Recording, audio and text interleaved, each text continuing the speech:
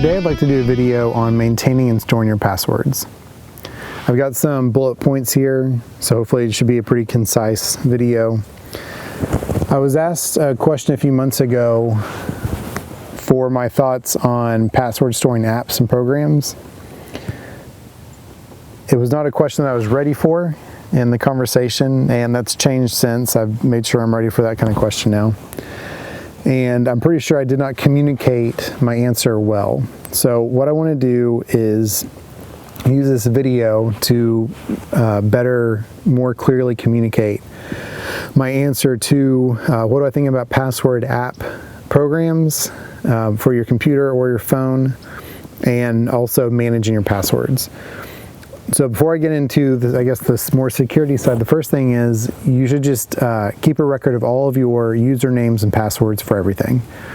It doesn't take up any space if it's on a digital Word document, and that way, for whatever reason, you always have them.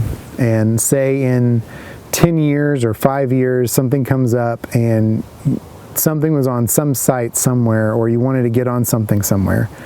Then you just keep it, and all you have to do is unlock that document or that device and unlock the document. And then after you do that, you can have access to all your stuff. And so starting there with maintaining, every time you make a new username, password with a website or a program or game, whatever it is, you just need to write it down, and in a secure way. So I'm gonna go over that in a second. So next, first, you should store all of your passwords and usernames in a way you can access easily, but while staying secure. And you should also have them accessible to your spouse in the event of an emergency.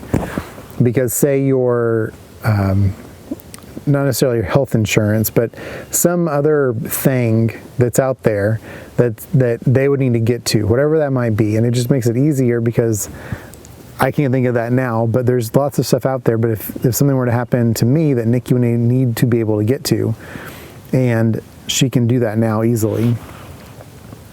It should be a format that can be easily moved. That means that it's going to be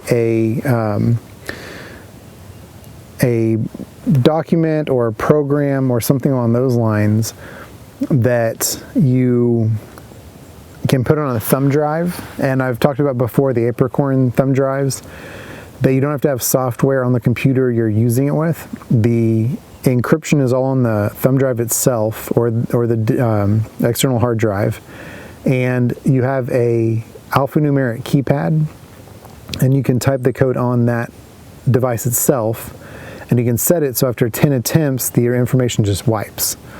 So you need to make sure, if you do have that set, that it is backed up somewhere. But as a safety mechanism, it will wipe all the data after 10 attempts.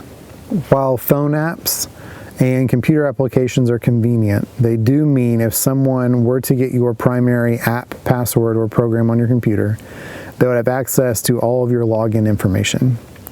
And that's why the apps inherently, if you didn't make the app, and if you didn't make the app or the program or the server or the chat program, whatever you want to do, then you can't guarantee the security of those items. If you didn't make WhatsApp, or you didn't make Facebook Messenger, or you didn't make whatever it is, fill in the blank, then you can't guarantee, even though it says this is safe and encrypted, you did not do that, so you cannot confirm that's the way it is. And if it is not air-gapped, then it can be accessible. And by its nature, if it's an app or a program, you had to get it off the internet, and it's probably going to have updates at some point.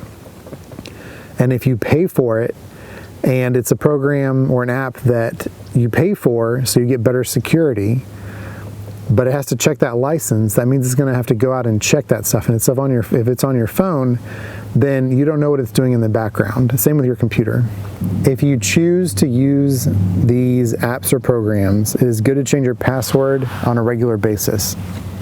If you are using one of the programs, that's what you choose to use, just make sure that changes regularly. That's good to do with all your critical stuff, so like bank accounts, health insurance, those kinds of things. You want to make sure the best practice is that you change that password on a regular basis.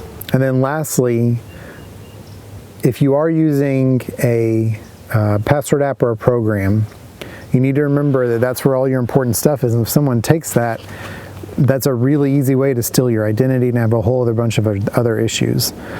And you need to remember that if that's something you're going to do, then you need to maintain really good control over those devices. You need to make sure that if you have everything saved on your phone, passwords and bank accounts and phone numbers and all the stuff we put on our phones these days, you need to treat it like that. Treat it that it is a critical piece of equipment that has all of your important life on it, and that if someone steals it, that they can do terrible damage to your life, physically and digitally. And you just need to treat those devices like that, because they have everything. They have your addresses, they have your bank account information, they have your insurance, they have your car stuff. So you need to make sure that stuff is just locked down really well. I hope this was communicated well. I did not communicate well when I was asked this question a few months ago, and I wanted to make a point to, both for practice for me and to get this information more concise on maintaining your passwords, which again, any new passwords you have, old passwords should be in one spot. And you need to make sure all those passwords and usernames are in a method that's protected. Thank you for watching.